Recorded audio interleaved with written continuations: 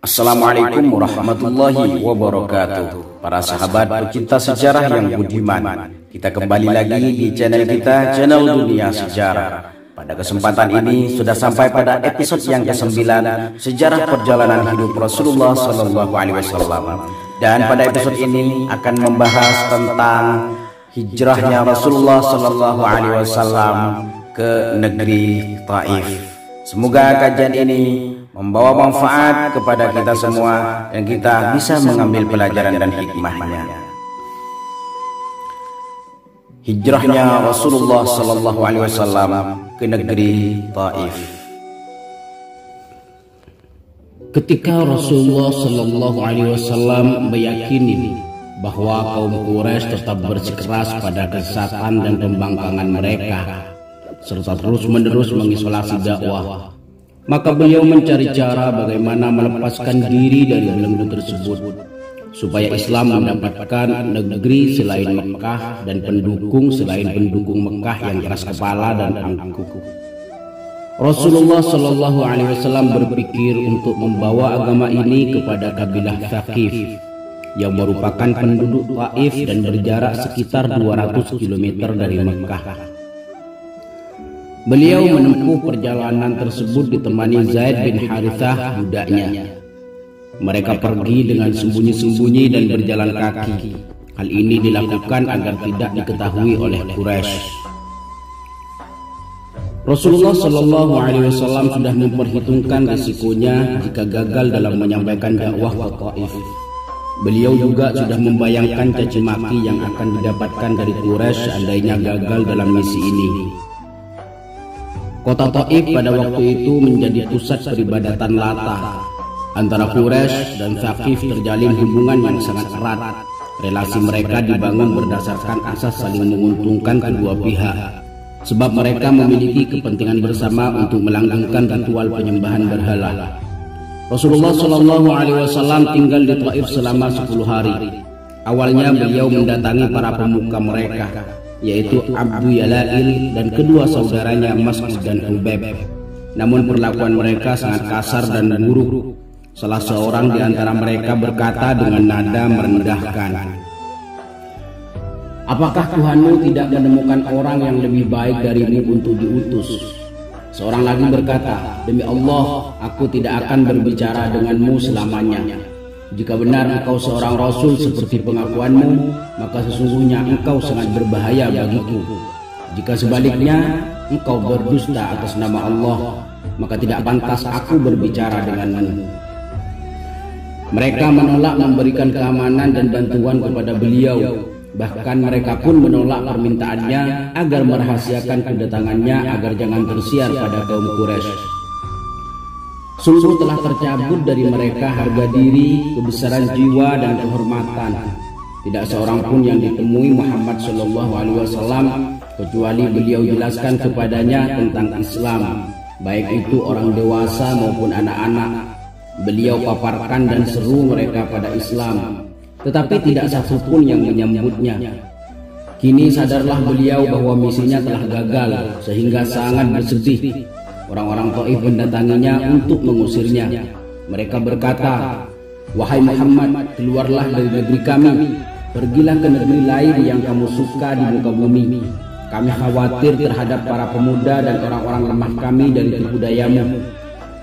Rasulullah Shallallahu Alaihi Wasallam meninggalkan Taif dengan rasa sedih dan hati yang remuk redam. Penduduk Thaqif tidak berhenti dengan hanya menolak dakwah, tetapi mereka melepas kepergian Rasulullah Shallallahu Alaihi Wasallam dengan cara yang amat buruk. Mereka ajak anak-anak kecil dan para budak untuk mencaci maki beliau.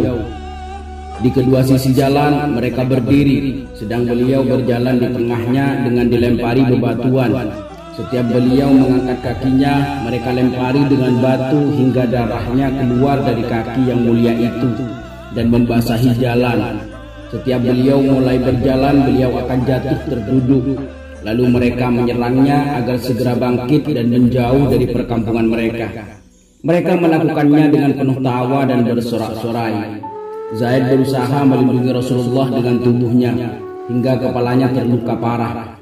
Ketika selamat dari aniaya penduduk Taif, beliau berlindung di tembok sebuah kebun anggur untuk mengatur napasnya. Rasa sakit dan letih yang menderanya menggerakkan hatinya untuk meminta tolong kepada Allah Subhanahu wa Ta'ala.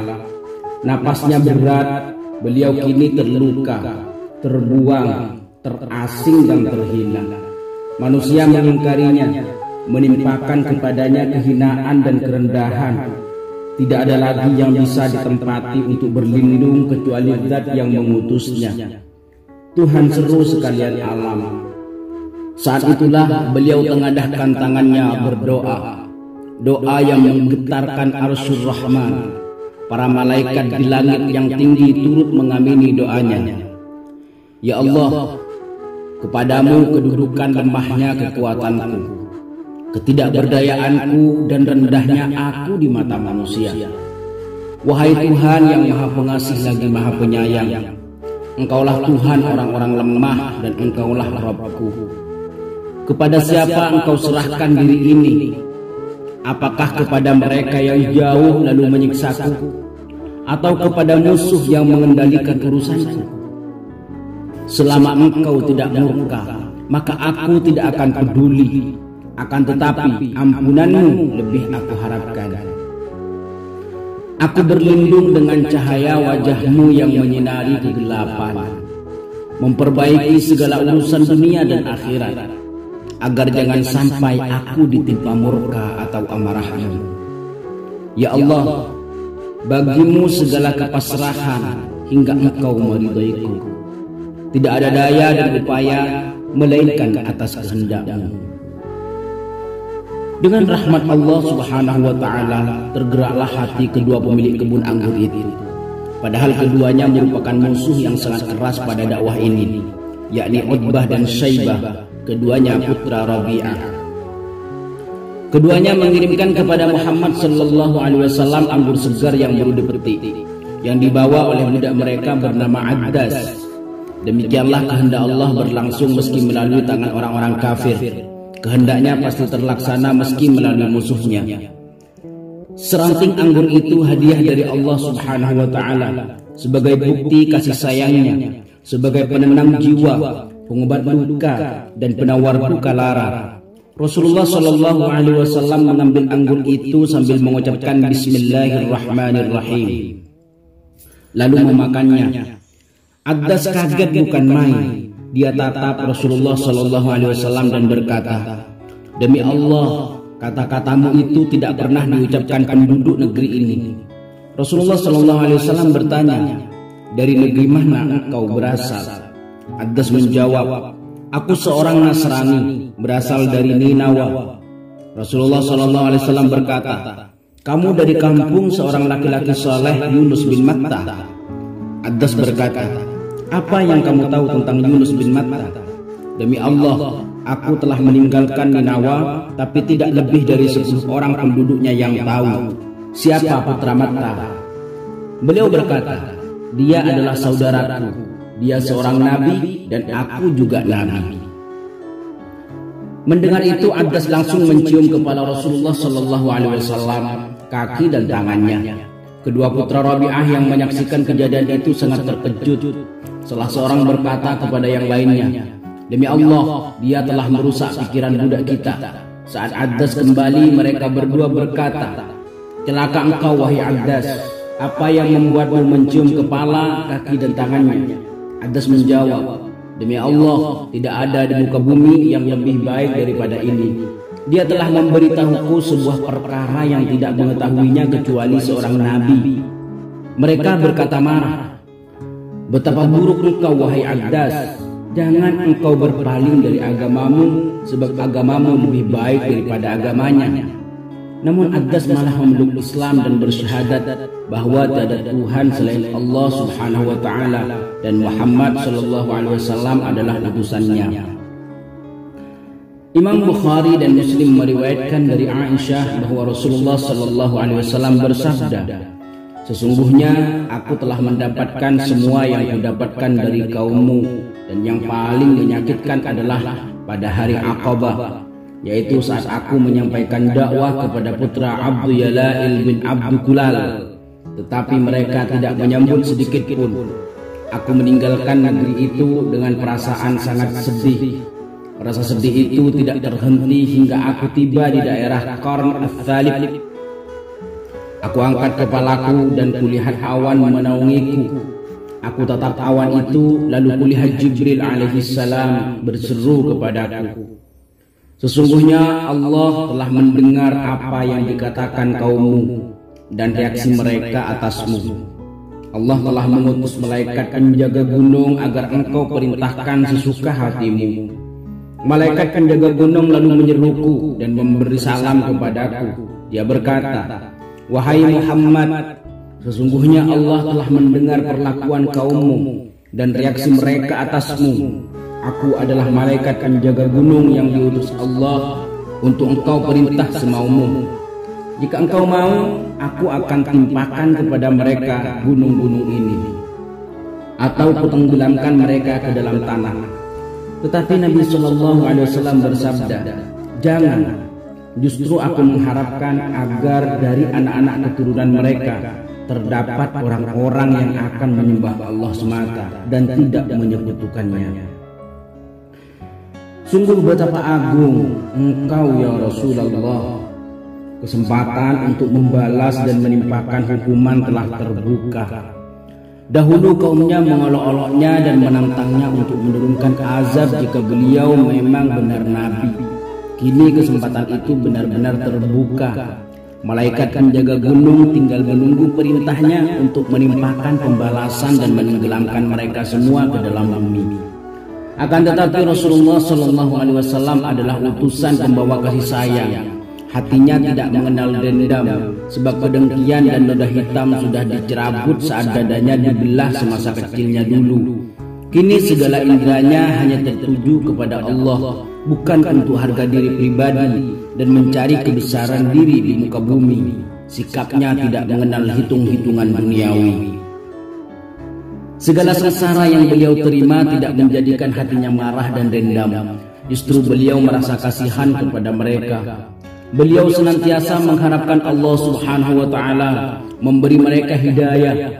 Apabila mereka tidak mendapatkan petunjuk, maka beliau berdoa agar ada dari anak keturunan mereka yang mendapatkan hidayah, dan semoga mereka menjadi orang yang lebih baik dari bapak-bapak mereka. Dalam perjalanan pulang menuju Makkah, Rasulullah SAW tinggal sejenak selama 3 hari di sebuah tempat bernama Nakhlah, seraya memikirkan cara memasuki Mekah kembali. Bagaimana beliau menghadapi caci maki dan sumpah serapah kafir Quraisy. Beliau yakin bahwa berita kegagalannya di Taif telah sampai kepada mereka. Zaid berkata kepadanya, bagaimana kita masuk ke sana padahal mereka telah mengusir kita? Rasulullah SAW menjawab, wahai Zaid, Allah akan memberikan kepada kita jalan keluar atas apa yang kamu rasakan. Sesungguhnya Allah akan membela agamanya dan menenangkan nabinya. Musim haji sudah semakin dekat. Sebuah kemestian bagi Rasulullah SAW untuk menyampaikan dakwahnya kepada kabilah-kabilah yang menghadiri musim haji. Namun bagaimanakah caranya? Pertama-tama beliau mesti mendapatkan seorang Quraisy yang bersedia memberinya perlindungan.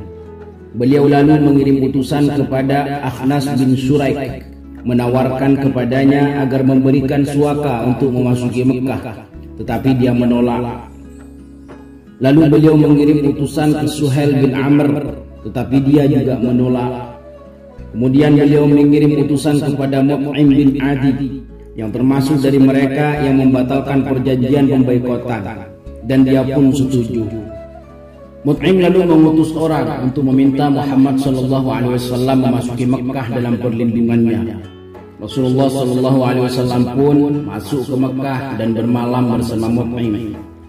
Keesokan harinya Rasulullah SAW keluar dari rumah ditemani Mut'im dan ke-6 putranya yang berselempang pedang. Mereka masuk masjid dan berkata kepada Rasulullah SAW, silahkan bertawaf. Abu Sufyan yang menyaksikan itu menghampiri Mut'im dan berkata, apakah dia mengikutimu atau berada dalam perlindunganmu? Mut'im menjawab, dia berada dalam perlindunganku.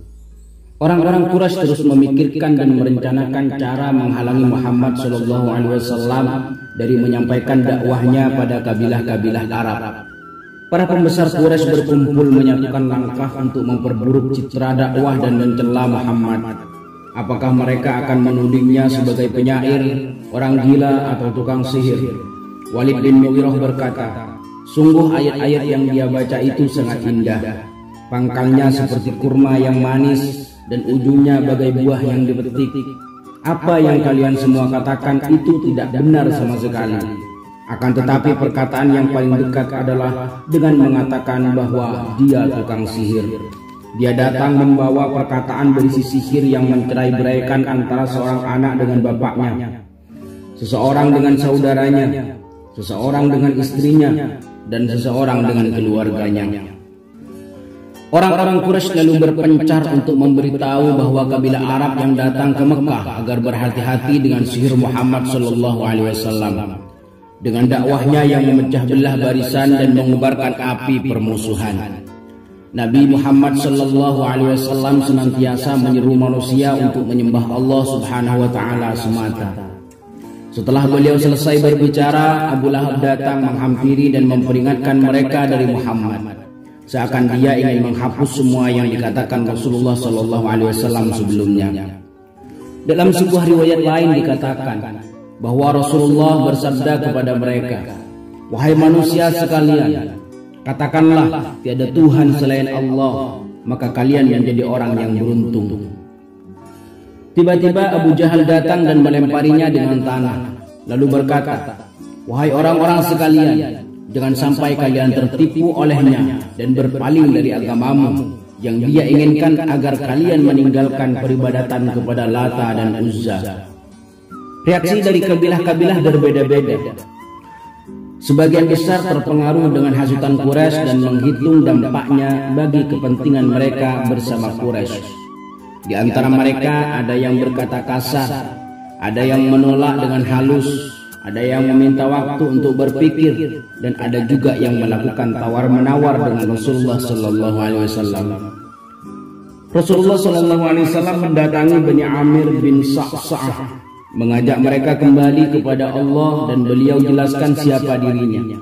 Mereka berkata, "Apa yang akan terjadi jika kami membaiatmu untuk tunduk pada perintahmu?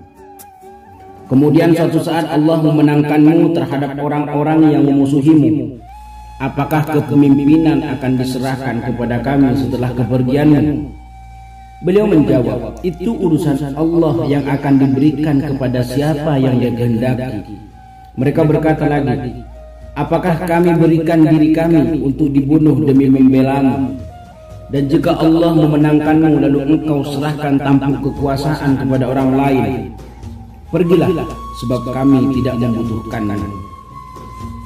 Rasulullah SAW bukan hanya menyeru kepada Islam, tetapi juga meminta perlindungan dan kerjasama. Beliau berkata, "Aku tidak akan memaksa kalian sedikit pun. Barang siapa di antara kalian ridho dengan dakwah yang kubawa, maka itulah yang diharapkan. Siapa yang membencinya, aku pun tidak memaksa. Aku hanya ingin agar kalian menjagaku dari keinginan orang-orang yang hendak membunuhku, agar aku bisa menyampaikan risalah Tuhanku, dan sampai Allah putuskan bagiku dan bagi orang-orang yang bersamaku apa yang dia kehendaki." Tapi tidak seorang pun yang menerima permintaan ini. Mereka berkata, "Seorang kaum lebih mengenal orang yang satu kaum dengannya. Apakah kamu mengira seseorang bisa memperbaiki kami, padahal orang tersebut telah merusak kaumnya sehingga mereka pun mengasarinya?" Meskipun Rasulullah SAW sendiri menyampaikan dakwahnya kepada kabilah-kabilah, tetapi beliau belum mendapatkan kemajuan yang berarti. Hal ini disebabkan kabilah-kabilah tersebut merasa takut pada amarah Quraisy.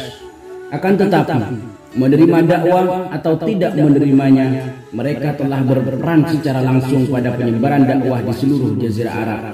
Gencarnya Quraisy dalam mewanti-wanti dakwah Muhammad SAW menjadikannya semakin tersebar dan orang-orang kian penasaran akan dakwahnya.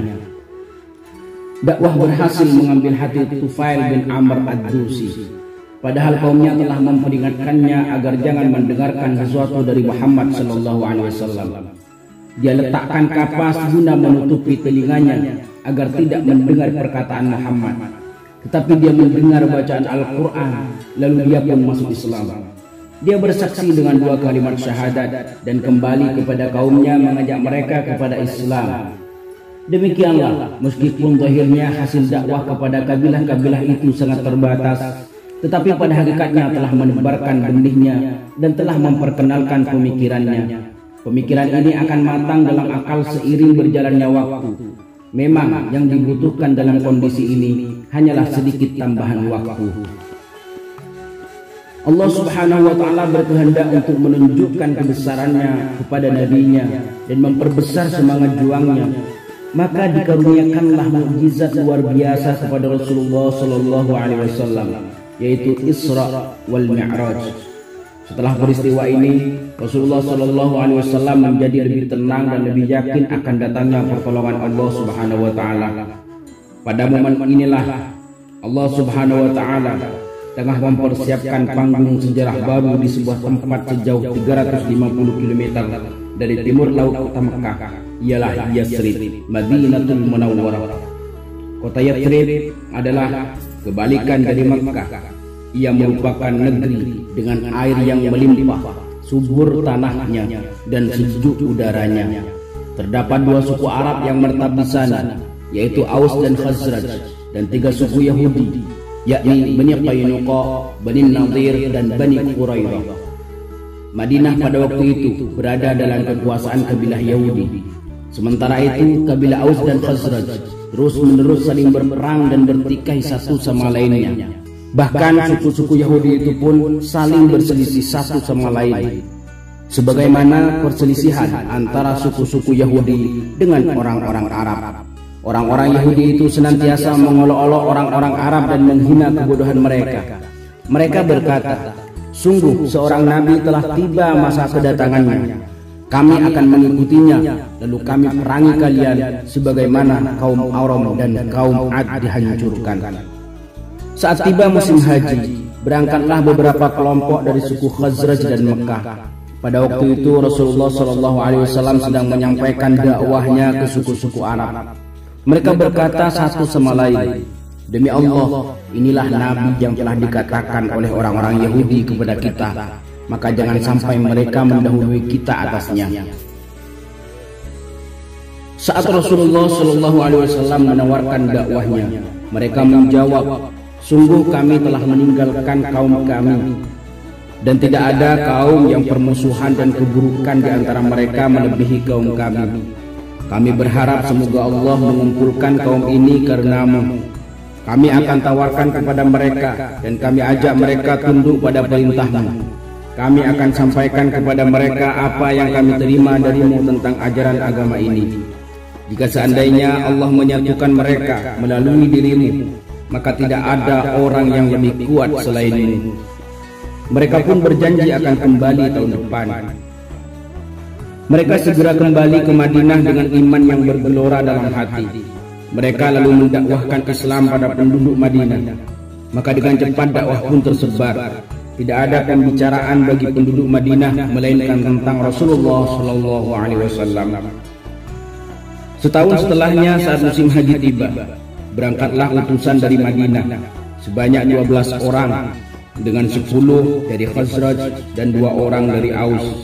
Mereka berkumpul bersama Rasulullah SAW pada malam hari saat Aqabatul Kubra. Beliau sampaikan kepada mereka dakwah Islam, lalu mereka membaiatnya. Baiat ini dinamakan dengan Baiatul Aqabatil Ula. Peristiwa ini terjadi pada tahun ke-12 kenabian. Adapun isi baiat kepada Nabi Muhammad SAW sebagai berikut: bahwa kami tidak menyekutukan Allah, tidak mencuri, tidak berzina, tidak membunuh anak-anak kami, tidak akan membuat kebohongan yang kami buat-buat, tidak akan membangkang setiap kebaikan yang diperintahkan. Rasulullah SAW kemudian menyampaikan berita gembira kepada mereka. Jika kalian menepati janji-janji itu, maka kalian akan mendapatkan surga. Jika kalian menyalahinya, maka kalian akan mendapatkan hukuman di dunia. Hukuman itu menjadi penebus dosa baginya. Dan jika kalian menutupinya hingga hari kiamat, maka urusan kalian kembali kepada Allah Azza wa Jalla. Jika Dia berkehendak untuk mengampuninya, maka akan diampuni. Dan jika Dia berkehendak untuk menghukumnya, maka Dia akan menghukumnya. Rasulullah SAW mengutus Mus'ab bin Umair kembali pulang bersama mereka ke Madinah untuk mengajarkan Al-Quran, mengajarkan Islam, dan memahamkan agama ini hingga tersebarlah Islam di seluruh rumah-rumah suku Aus dan Khazraj. Pada musim haji selanjutnya, sebanyak 73 orang laki-laki dan 2 orang perempuan menemui Rasulullah SAW dengan ditemani Mus'ab bin Umair. Setiba di Mekah, Mus'ab segera menemui Rasulullah SAW untuk menyampaikan berita gembira tersebarnya Islam di Yathrib. Rasulullah SAW sangat gembira sebab telah tiba masanya blokade Quraisy berakhir. Agama yang tertawan ini kini siap menyebar luas. Dakwah di Mekah telah menemui jalan buntu. Kini terbukalah lahan baru yang sangat subur di negeri Yathrib yang penuh kebaikan. Demikianlah Rasulullah SAW melakukan Bai'atul Aqabah yang agung. Hal ini dilakukan dengan penuh rahasia agar kaum Quraisy tidak mengetahuinya. Abbas bin Abdul Muttalib, paman Rasulullah yang masih musyrik, berkata, "Sungguh Muhammad bagian dari kami, sebagaimana yang kalian ketahui. Kami telah melindunginya dengan sebaik-baiknya dari kejahatan kaum kami. Dia memiliki kedudukan mulia dan kekuatan di tengah kaumnya dan negerinya. Namun dia lebih memilih bergabung dengan kalian dan hidup bersama kalian. Seandainya kalian benar-benar hendak menunaikan apa yang telah kalian janjikan kepadanya dan kalian membelanya terhadap orang yang memusuhinya, silahkan kalian memikul tanggung jawab tersebut. Namun seandainya kalian bermaksud menyerahkannya dan mengecewakannya sesudah dia bergabung dengan kalian, lebih baik kalian meninggalkannya sekarang, sebab dia sangat terhormat dan terlindungi di tengah-tengah kaumnya dan negerinya." Mereka pun menjawab, "Kami telah mendengar apa yang engkau katakan. Berbicaralah wahai Rasulullah, dan lakukanlah sekehendakmu apa yang engkau dan Tuhanmu inginkan." Rasulullah SAW kemudian menyebutkan rukun baiat kepada mereka sebagai berikut. Yang pertama, kamu sekalian berbaiat untuk mendengar dan taat kepadaku, baik dalam keadaan senang maupun susah. Kedua, berinfak untuk agama, baik dalam keadaan lapang maupun sempit. Ketiga, menyerukan yang ma'ruf dan mencegah yang mungkar. Keempat, berkata atas nama Allah dan tidak pernah takut segala cercaan dan hinaan karena Allah. Kelima, membelaku dan menjagaku jika aku datang kepadamu sebagaimana kalian menjaga dan membela istri dan anak-anakmu. Salah seorang di antara mereka berkata, "Wahai Rasulullah, sesungguhnya antara kami dan kaum Yahudi terjadi pertalian yang kukuh, dan kami ingin memutuskan hubungan dengan mereka. Bagaimana jika seandainya kami melakukan itu? Kemudian Allah Subhanahu wa Ta'ala memenangkanmu. Apakah engkau akan kembali kepada kaummu dan meninggalkan kami?" Rasulullah SAW tersenyum lalu berkata, "Tidak begitu. Darah dibalas darah, binasa dibalas dengan binasa. Aku bagian dari kalian dan kalian adalah bagian dariku. Aku memerangi orang yang memerangimu dan aku berdamai dengan orang yang berdamai denganmu." Kemudian Rasulullah SAW berkata, "Berikan kepadaku 12 orang dari kalian sebagai pimpinan, agar menjadi penanggung jawab pada kaumnya masing-masing." Lalu majulah 12 orang pimpinan. Rasulullah SAW berkata kepada mereka, "Kamu menjadi penanggung jawab terhadap kaummu, sebagaimana para Hawaridin menjadi penjaga atas Isa bin Maryam, sedangkan aku adalah penanggung jawab atas kaumku." Abbas bin Ubadah berkata, "Wahai orang-orang Khazraj, apakah kalian mengetahui atas apa kalian membaiat lelaki mulia ini?" Mereka menjawab, "Ya, kami tahu." Dia melanjutkan perkataannya, "Sungguh, kalian bersumpah setia untuk memerangi orang merah dan putih. jika kalian menganggap bahwa habisnya harta benda kalian sebagai musibah dan orang-orang mulia kalian gugur, lalu kamu serahkan orang ini pada musuhnya, maka dari sekarang batalkanlah sumpah setiamu. Demi Allah, itu akan menjadi kerugian bagimu di dunia dan akhirat jika kamu melakukannya. Namun, jika kalian merasa mampu memenuhi janji yang kalian ucapkan untuk mengorbankan harta benda dan gugurnya orang-orang mulia kalian, maka lakukanlah, dan itu merupakan kebaikan di dunia dan akhirat. Mereka menjawab, kami akan mengambil dan melindunginya meski harta dan jiwa kami dikorbankan. Lalu apa yang akan kami peroleh jika kami menunaikan janji kami, wahai Rasulullah? Beliau menjawab, surga. Mereka berkata, ulurkanlah tanganmu. Beliau mengulurkan tangannya dan mereka pun berbaiat dan mengucap sumpah setia. Pada pagi harinya berdatanganlah para pemimpin Quraisy dan pemuka mereka, lalu berkata, wahai orang-orang Khazraj, kami mendengar bahwa kalian telah mendatangi sahabat kami itu dan mengajaknya untuk meninggalkan negeri kami. Bahkan kalian telah bersumpah setia kepadanya untuk memerangi kami. Demi Allah, tidak ada sesuatu yang kami benci dari bangsa Arab selain meletusnya perang antara kami dengan mereka, dan kamu berada di pihak lawan. Tetapi para pemuka Khazraj tidak peduli dengan ocehan mereka. Bai'at Kubra merupakan langkah terpenting bagi penyebaran Islam. Kaum muslimin mulai berlomba-lomba berhijrah ke Yathrib. Orang-orang Quraisy merasa khawatir. Mereka pada akhirnya sadar bahwa dakwah yang telah mereka kekang dan halangi di pegunungan Mekah selama 13 tahun lamanya kini mulai menjalar keluar dari pegunungan itu guna memenuhi seluruh penjuru dunia dengan cahayanya. Para sahabat pecinta sejarah yang budiman, demikianlah rihlah Rasulullah sallallahu alaihi wasallam ke negeri Taif, ingin menyebarkan dakwah di sana, ingin meminta perlindungan di sana. Namun apa yang beliau terima? Cercaan dan hinaan dari penduduk Taif kepada Rasulullah sallallahu alaihi wasallam. Namun keteguhan dan ketabahan hati Rasulullah sallallahu alaihi wasallam sedikit pun tidak menaruh dendam kepada penduduk Taif, karena beliau mengharapkan hidayah dari Allah Subhanahu wa taala turun kepada mereka.